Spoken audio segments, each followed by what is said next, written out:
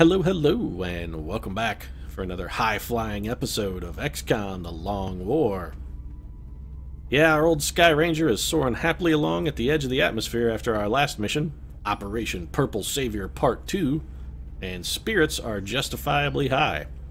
Our team downed 16 bogeys on the mission without suffering a single casualty, including a 4-man pod of heavy floaters and another pod of twin mechtoids. As you can sort of see by our fatigue list here, we did have all of the aces in play. We had them geared up, kicking open doors and blowing down walls as they put a little bit of boot to a whole lot of alien ass in what turned out to be a sort of perfect storm of good planning and even better luck. It was honestly, I think, probably our greatest mission to date. But while that's true, the pessimist in me is sort of chewing away at the back of my brain, gnawing like a hungry rat. And I can't help but wonder if maybe Operation Purple Savior 2 is going to turn out to be our Icarus moment. With all of our top-tier troopers and even quite a few of our B-team troopers either recovering from fatigue or confined to the infirmary to recover from some more serious injuries, I gotta wonder if maybe we didn't wing just a little bit too close to the sun. I think maybe we have hit the melting point of the wax that was holding our little project together and may have inadvertently doomed ourselves to a headfirst plunge into the cold sea. I mean, I hope that's not the case, but I'm very concerned, and honestly, I really think there's only one way to find out, and that's to start scanning. Of course, we do have a goodly stack of cash and actually not an unreasonable supply of meld, neither of which we're going to spend. The cash is reserved for some upcoming armor. As you can see, we do have mobile power armor only 5 days away, and what we want to do is build a lot of that as soon as it's completed. So we are holding on to that cash. Meld we're going to save up for some more advanced mech units as soon as those become available for building. So let's see if we have in fact sort of boned ourselves without really thinking, or if maybe we can just scrape by the skin of our teeth, which sort of always struck me as an odd saying, because if your teeth have skin on them, you should seriously consider investing in a toothbrush. Maybe some floss, or perhaps even a trip to the dentist. But, yeah, honestly, if your teeth have skin, seek help immediately. So let's start scanning. Contact detected. Okay, so a medium raider over Japan, not necessarily the end of the world if we would have to raid this with sort of a, I wouldn't say garbage water crew, but they would definitely sort of be at least maybe dishwater crew. First things first, though, we got to shoot this bad boy down, and I think we're just going to send old Carrot up on defensive, see what he can do, and if he can't manage to bring it down, we always have old Nanook backing him up. Of course, Nanook of the North. Deadly pilot. Easily the deadliest pilot in XCOM. I think there's not even a debate. His harpoon puts Starbuck to shame. Although I guess the harpoonist wasn't... Starbuck was the first mate, not the guy who threw the harpoon. Queequeg? I guess Queequeg was the harpooner. Either way, actually, won't even need to get Nanook out of the barn because we've managed to splash this bastard and gather ourselves not only some salvage materials, but a nice cash bounty as well. Some reasonably heavy damage on the Interceptor, but as long as we have the Nanook available, I think we'll probably be in pretty good shape. So back to scanning then. Where was this offer like 2 weeks ago when I really needed it, Britain? Huh? Now you're just sort of piling on. Do I want 360 credits? Do I want to give up 24 Illyrium, actually, is really the more important question. I think the answer is no, actually. I don't really currently need the cash. We may revisit that if that situation changes. We are just delaying that. Of course, we do have the option to always go back. And while I'm thinking about it, this ready supply of available cash actually has me concerned that we might get hacked by Exalt and, shall we say, bilked out of our available hoard of cash. And rather than have, rather than get robbed a lot like Macaulay Culkin's parents sort of fucked him out of the $8 trillion the kid was due. Although I don't know if that's necessarily true, I just assume that they did. I think we're going to go just maybe do a quick scan. We can definitely afford it, so... Positive identification confirmed. Exalt cell location verified. Ah, the treacherous Germans. Why am I not surprised? Bunch of quislings all. Although, I think, pretty sure quizzing... I'm not here for your entertainment, in case you've forgotten. We have a war on our hands. Just shut up. Although I mentioned Quisling, I'm actually pretty sure Quisling was Norwegian. And by pretty sure I mean positive, because I know they executed him by firing squad, in fact. Norwegians, they don't fuck around. Germans, well, you know, if you're a German war criminal, you can just fly on down to Argentina and maybe everything will be okay. The Norwegians, a little stricter justice up there in Scandinavia. Anyway, we're not going to attempt a raid, but we are going to launch a covert operation on this bad boy. And I guess it's time to play Rookie Lottery of Death. So, rookies, who's feeling lucky? Anybody? Huh? Who wants to go? Come on, I know one of you feeling it. You'll have to check their status. I want our birds kept fully fueled at all times. Yeah, what about the 17 in the garage? Do we need to worry about fueling them up? Why don't you take a wrench, go down there and beat on a few and see if you can put them back in action? You know, Pavlov, I like your move speed, your aim, and health, and honestly your willpower actually leave quite a bit to be desired, but I'm liking that foot speed, so you're going to be our operative. And that means you're going to get a laser pistol, an alien grenade, and a med kit. And you will be ready and able to go do a, well, honestly, suicidally dangerous mission. Covert operative. We're currently tracking several unidentified targets, but nothing that requires our attention. Wow, your constant interruptions, you won't even let the computer talk to me. You got to interrupt the computer? Seriously, you need to seek some help, buddy. You've got some kind of serious social problem there. That's little strange. I mean, that's a level of narcissism customarily reserved for Jaden Smith and his sister. And honestly, I think they're going to be a little upset if you try and horn in on their action.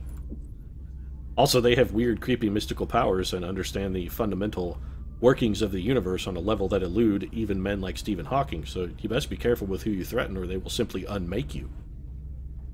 Think about it, Central. You wouldn't want to be unmade. We got a small UFO low over Nigeria. Only Banjo Thompson is available.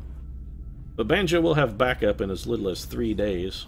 You know what? I think Banjo's got the soup to take this bad boy down. Go get him, Banjo!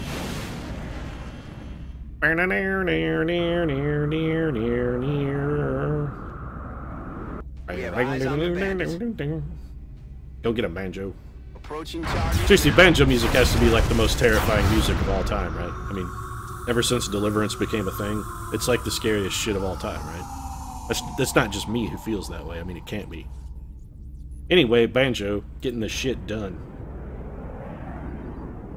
The aliens know when the banjo music comes a-playin' that they're about to go crashing into a hard surface at a high velocity. So, I'm glad that this is a small UFO, actually. That's going to give the A-team probably the R&R time they need to get themselves back in shape and ready for action. Although the fact that Tiger Woods was defaulted on the mission, I gotta say, doesn't really fill me with a whole lot of joy. But I think we can go ahead and still probably make a pretty good team. So let's grab Uncle Mel. Gonna definitely have Uncle Mel leading this foray into enemy territory. He's of course going to be wielding his Gauss sniper rifle. And a scope and a high-capacity magazine for Uncle Mel, since the Gauss long rifle has a very, well, frankly, terrible ammo capacity. Do want a gunner on the mission, and I think our gunner is probably going to wind up being Lady Gaga. Yeah, Lady Gaga. Joss Whedon, still recovering from the hospital and working on the... Well, I was going to say working on a script for the new Avengers movie, but clearly it's done and in the can, and there are no strings on that man anymore. So probably what he's doing is just getting his bank account ready to receive the massive, massive royalty checks that he's going to get when the box offices start pouring in for the film. Either way, Lady Gaga does not need phalanx armor. She does, however, need a Gauss machine gun. And not just for her next video, where, you know, she does a ripoff of 99 Luftballons. She sort of shows the other side of the peace process, where it's just her mercilessly gunning down helpless refugees. That's kind of a weird thing, but, you know, Lady Gaga has that whole art pop deal going on.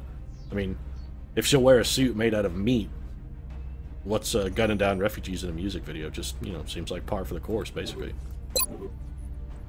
There's the Gogster sorted. We do want an infantry trooper, and in this case we're just going to take whoever the healthiest available infantry trooper is, which is looking like it's Kloontang. Which, Jean-Claude Van Damme actually has a pretty reasonable aim. A little slower, a little lower will.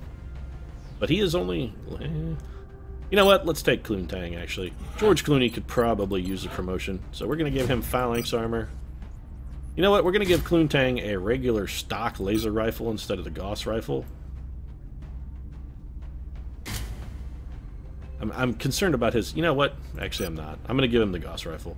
I'm a little concerned about his aim, but probably we should be able to sort of pick up any slack that Clooney might drop, just based on the fact that we have some fairly stalwart troopers otherwise on the mission, so hopefully they'll be able to cover for Clooney. And I think we will take Chris Brown. He's one of our better medics.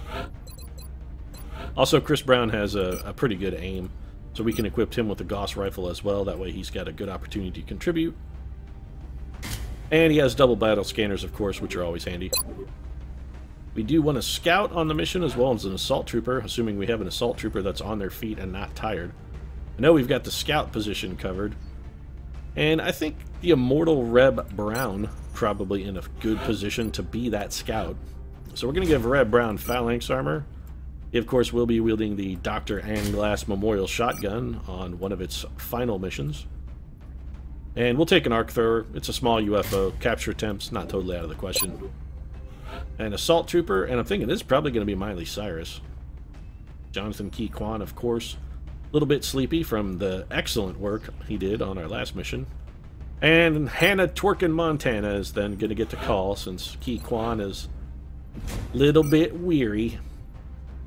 Honestly, I think the guy has totally earned a rest after his last mission. He really did a fine job for us. So it's going to be alloy cannon, breaching ammo, and an arc thrower for the brown-haired Montana, where she could slip that wig at any moment and turn into a tongue-wagging, twerking machine. And that's got all our basic roles covered, really. Sniper, gunner, infantry, medic, scout, assault. Could use an engineer. Let's definitely get an engineer. I say by could use, I mean absolutely desire an engineer.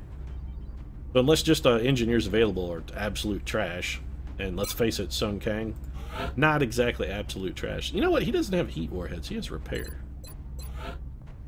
Why did we not give him heat warheads? Because he's not high enough level, that's why. Well, let's take Sung Kang. I really actually want a heat warheads in. I want someone who's going to be able to do a lot of area damage to robotic enemies, and that someone ain't Sung Kang. But that being said, I think he might be our highest level back. He is, in fact, our highest level backup engineer. That's troubling. You know what? We may have to take a Rocketeer. We may have to field Tiger Woods. Tiger Woods has shredder ammo. Tiger Woods does not have heat warheads. He does not. Rockets do more damage. I think we're going to have to buck up. It's going to have to be Tiger Woods. As much as I hate taking Tiger Woods anywhere, because honestly, you're never going to wind up who's going to wind up in his bed. It's just troublesome. His wife feels the same way. But we're still going to take him. And it's going to be a scope and a laser rifle then for T. Woodsell. And then our final unit's definitely going to be a mech trooper. And without a doubt, we're taking a Shogun. That's going to be Justin Alpha Dog Timberlake, always ready for action.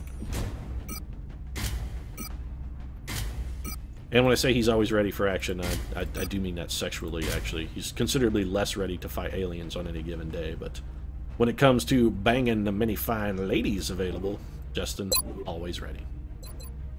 So let's get things started. Let's get it started. Let's get it started in here. Or rather, over there, where we shot down that UFO. In Nigeria. Prepare for deployment, Strike One. Seems like Nigeria would not necessarily be a good place to get it started. I mean, I'm just spitballing, but Listen up. We're going I to can be think dropping of you better deep in the locales Nigerian for some interior serious for the party. next operation. Unfortunately, it looks like the UFO went down within a major city center. Boy, it sure did. Look at all those We should fucking get down there civilian and secure the buildings, site civilian ASAP. vehicles, civilian, people just laid to waste by the alien UFO crash. Might have killed, like, what, maybe some stoats and voles that were hiding there? Perhaps a fox that was foraging on said stoats and voles? Casualty and the cost to, just the cost in human misery it's unimaginable. I'm not even sure how we would measure it. one of the most devastating tragedies since, you know, Strike one is clear to attempt the since they breach. brought back the McRib. Although, actually, I think the McRib thing probably a bigger tragedy, really. First move, then, is going to go to Chris the Surgeon Brown. Yes, Commander. Going to take a small move and deploy one of his 2 battle scanners for us. See if we can get some eyeballs on yon enemy.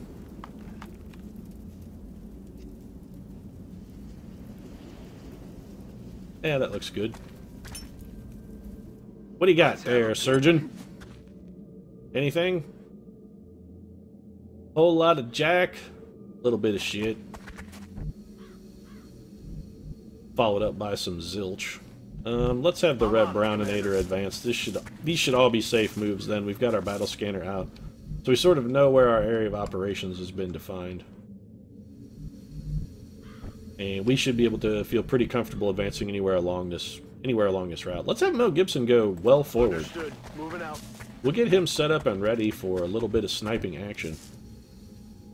Hot sniping action. Position confirmed. And actually, I think I'm going to go a little bit farther forward also with the old JT. Move a little bit farther forward. Of course, the other members of JT's band also wishing they had gone a little bit farther forward in their careers. Affirmative. Covering now. But, well, for every Justin Timberlake, there's a Joey Fatone. Moving out. It's just a sad fact. That's the way things go. I'm rolling. Then again, Joey Fatone has a show on the Food Network now, I think, so things are looking up for the fat one. Running. I guess if you're going to be a host of a show on the Food Network, having your name actually be Fat One, I mean, literally spelled F-A-T-1-O-N-E, Fat One, probably isn't the worst thing ever. I mean, seems like a sort of a clever marketing ploy. Alright, so honor of first move, once again, is going to go to Chris the Browninator. And Chris Brown, again, we should have fairly safe advance. You know, that may be a little aggressive. You know what? I'm going to do it anyway. Target confirmed. On our way. Chris Brown's taking a risk. And it paid off. Alright, so we've established then our new forward corridor for movement. So let's get... You know what? Mel Gibson, actually, I like him where he's at. I know we can move farther forward, but I like Mel right where he's at. Affirmative, Commander.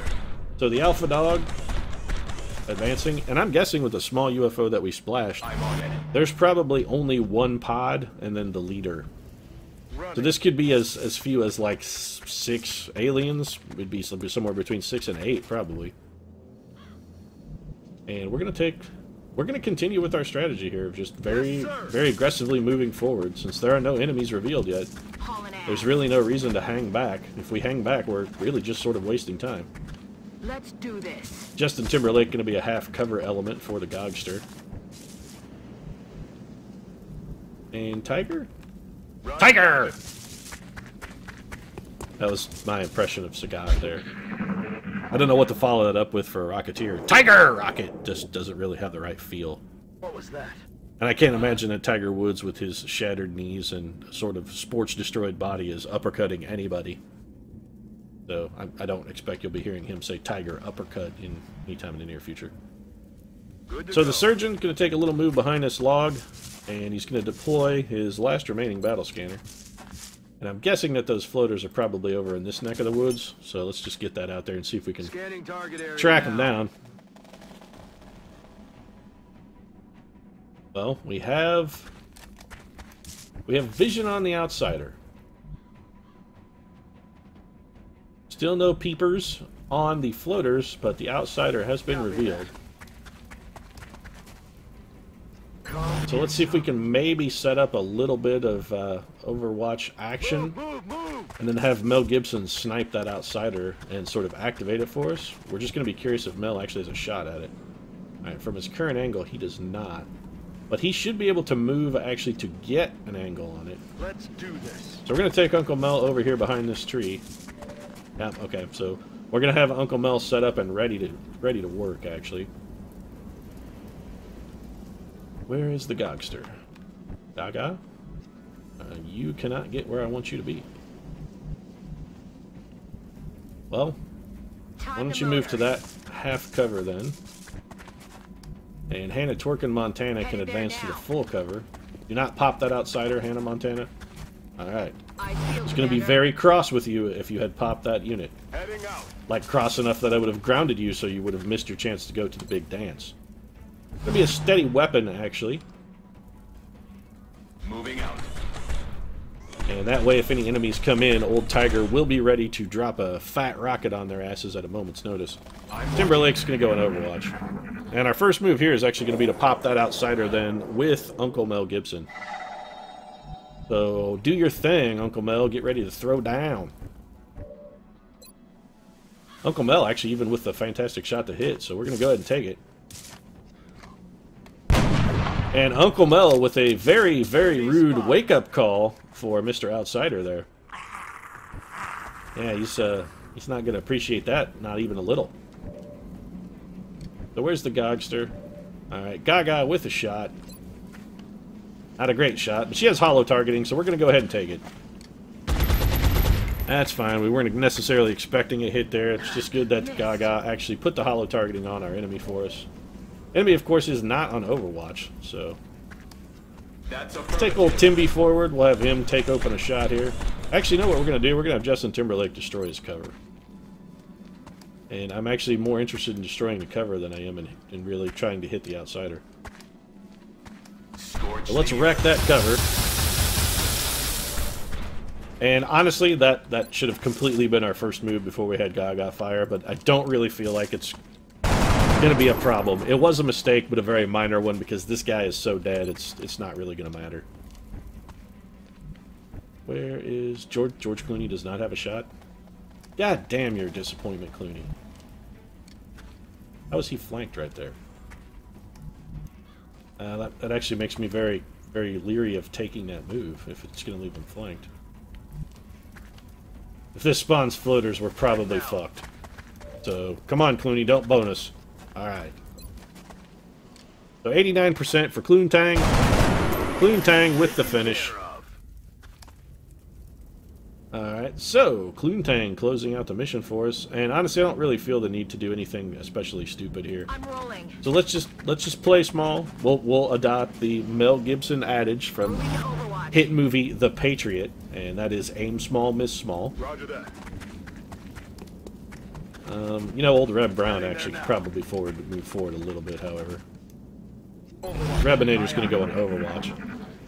Now, any additional sort of enemy revealing that we do, and Jesus, those floaters really get around if they're over behind us now. So let's reposition then, because if those floaters are actually over there, we're in sort of a terrible configuration to engage them. So we're gonna have Gaga go there. She's actually gonna reload. Probably not necessary for her to reload, but it definitely won't hurt. On the move. Tiger Woods is gonna take a dash. Justin Timberlake will head over in that direction, and then he's gonna reload the cannon, which is actually the same thing Justin Timberlake says every morning about his penis. It's time to reload the cannon. I'm on it. He actually calls it the cannon, which is, you know, honestly a little strange, but for a very brief moment... Okay, so there's our enemies right there, actually. So Chris Brown actually had sight on the enemies for just a very brief instant. And now that we know where they're at, we can sort of prepare, I feel, to engage them. Roger that. Scanning. And Cluntang, once again, you are in just an absolutely horrendous position, sir. Roger, Dodger. Move your ass. Gibson, you actually are probably okay, but we're going to readjust you just so you can reload. We'll get you a little closer to the action, get you a reload in there. Your ammo capacity on that old weapon isn't exactly amongst the best, so... Let's do And we're going to expose Miley for a turn. She should be fine. Shouldn't be taking any fire from the enemies. Are those regular floaters? Those almost can't be all regular floaters. There has to be at least one heavy floater in that pile. So we do need to go forward, but not necessarily too terribly far forward. Really all we're looking to do is sort of pop that pod. So let's see if Reb Brown can get that done. He is our fastest unit. Okay, there we go. And actually, I don't even see any heavy floaters. Yeah, there are none. That's actually a full pod of regular floaters. So Lady Gaga then is just going to take best available shot. It will, if it hits, it's almost guaranteed to be a kill. You know what? That's a navigator, so let's take a shot at him first. He's got the most health and is also going to be the most dangerous. So Gaga delivering some solid damage there. And this actually would be a fantastic opportunity for Tiger Woods to get some rocketeering done if Tiger Woods wasn't a piece of fucking shit. Yeah, that's right, I called you a fucking piece of shit, Tiger Woods, because you're a piece of shit. And not a small piece of shit either. You're like a fucking massive toilet-ruining turd. Seriously, you can wreck a toilet. Tiger Woods will wreck a toilet. He will. He'll wreck it. He'll wreck the holy living shit out of it. You know what? I think it might actually be better to throw a scatter, or rather throw a shredder rocket in there. Is it? No, because the shredder rocket apparently won't hit shit, so let's... Thought it might be better, but clearly, fuck me, I guess. I'm just always wrong. This is going to scatter. Let's hope it scatters into something. So, scatter 2 tiles and scatter into something, if you would, Tiger. That was actually pretty well done. That was a good scatter, actually. So, credit where credit is due. You earned that one, Tiger. You earned it. Only 83% chance, but that is our floater elite. You know what? I know he has guaranteed kills, but I really want the elite floater out of the equation. So let's just take him down. And Uncle Mel, of course, I never doubted him for a moment. Had no worries that Uncle Mel might miss. It's just the thought never even crossed my mind, except for the times when it crossed my mind, because it totally did. So let's have Cluntang step forward. He might be able to get a shot here. Yeah, he's going to have one. I'm going to guess a very poor shot, but we're still going to take it. Cluntang with a hit, but no kill. That's honestly not entirely unexpected. Chris Brown, actually, I think Chris Brown is fine where he is. I have a plan for Chris Brown. I have a plan for Chris Brown. Something that Chris Brown's agent has actually never said. He's honestly surprised anytime the guy gets work or does anything positive. And this should be a kill. Yeah, Justin Timberlake not jacking about. Except for, when he's in his dressing room alone. But what Justin Timberlake does in his alone time really is nobody's business but Justin Timberlake. I honestly feel that you shouldn't judge a man based on what he does alone in his dressing room. Got it, moving. Also, I'm pretty sure that if Justin Timberlake didn't really want to jack it, that jacking it wouldn't really be something that Justin Timberlake would necessarily be forced to do. I'm sure Justin has a large number of willing companions at pretty much any time. Also, a fucking fantastic shot there from Miley Cyrus. That was extremely long range. So we're going to take the... Well, your flush shot isn't even that good. You know what? We're still going to take this 65%. Not only does it have a chance to kill, but if we can push that unit back, that's okay. We wouldn't mind just moving it. Red Brown, of course, not letting us down. Bringing out a fantastic flush shot, which absolutely ruinous to the enemy.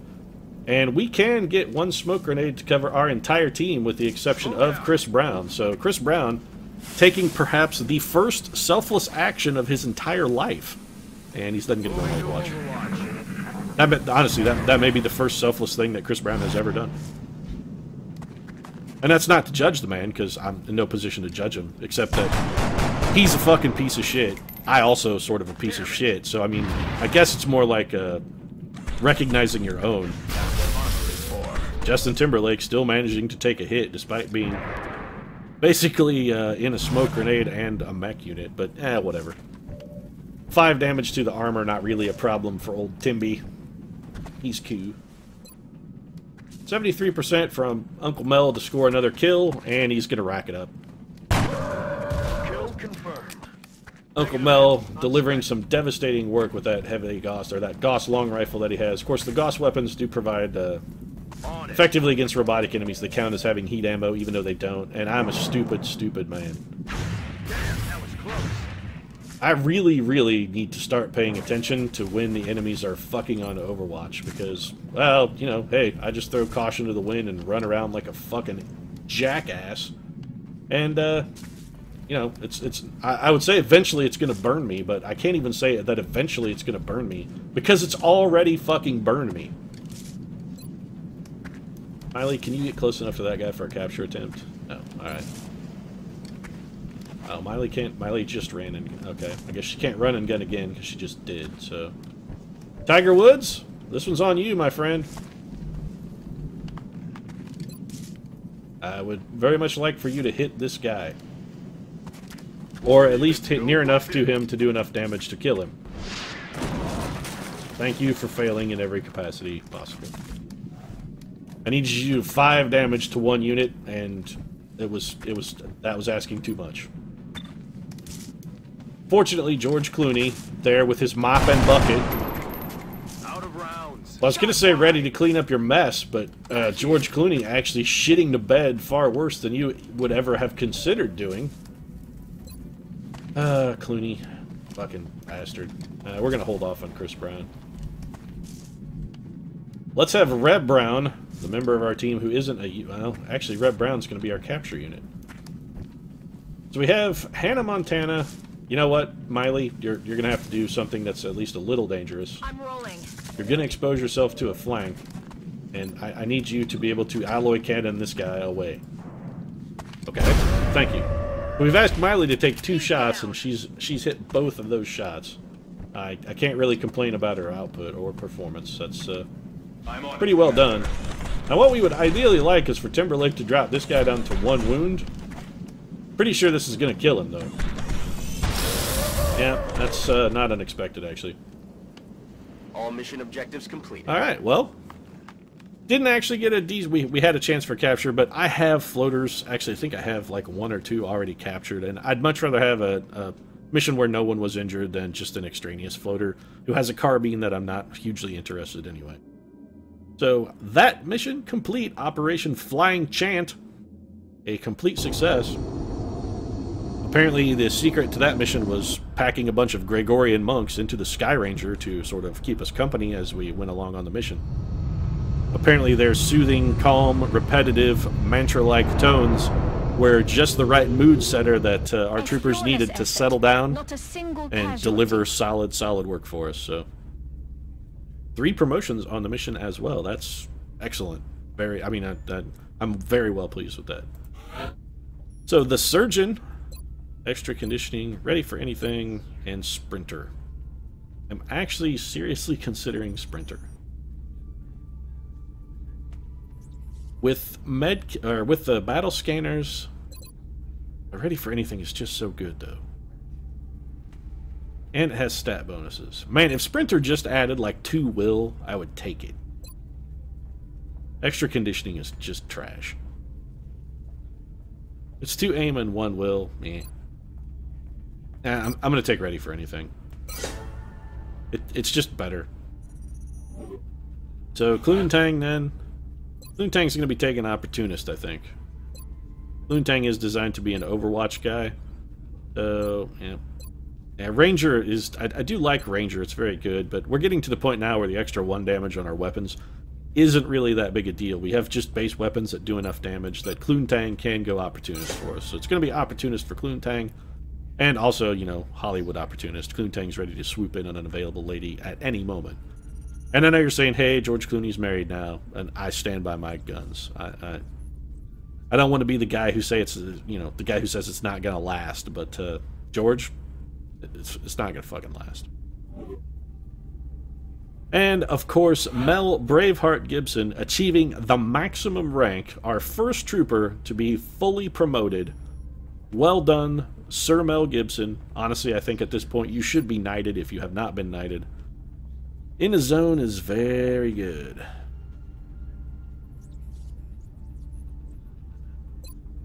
Mayhem.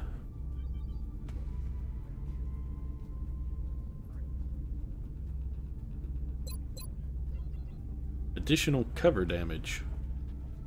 Now, honestly, I think that's probably fairly shitty for a sniper. I'm pretty sure I'm going to take double tap.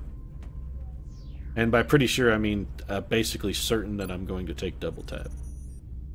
I'm not saying that In the Zone is not an excellent ability, because it completely is. A flank shot doesn't get you a kill, but the mobility that you lack with the sniper, I mean, you can probably do an In the Zone build where you use a marksman's rifle and have a guy who's more designed to move.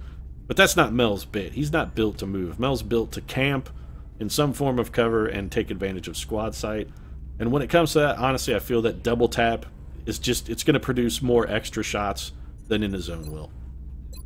Now, when it comes to, say, assault troopers, scouts, whatnot like that, in the zone is an absolute must for them because they're so mobile it's easy for them to get flank shots or just run in and like gun down 45 guys.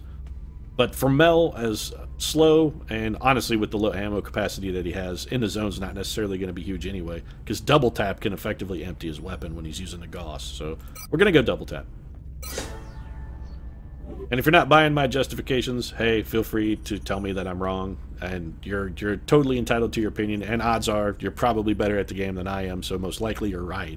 And I may have made a poor choice there, but just I tend to prefer, for especially for Mel Gibson, just think double tap is probably going to produce more shots for me than I would get out of in the zone. 7 floater corpses. I don't know where the extra corpse came from. I don't think we killed 7. Some Illyrium, alloys, weapon fragments. Blah. Damaged power source, damaged computer, and I know none of our troopers did it this time. I actually think last mission we might have gotten one, except Sung Kang once again got a little bit aggressive with his grenades, because, man, he's a little out of control with the explosives. Of course, he is Sung Kang, so I guess as Han Solo, if he ain't out of control, he ain't in control.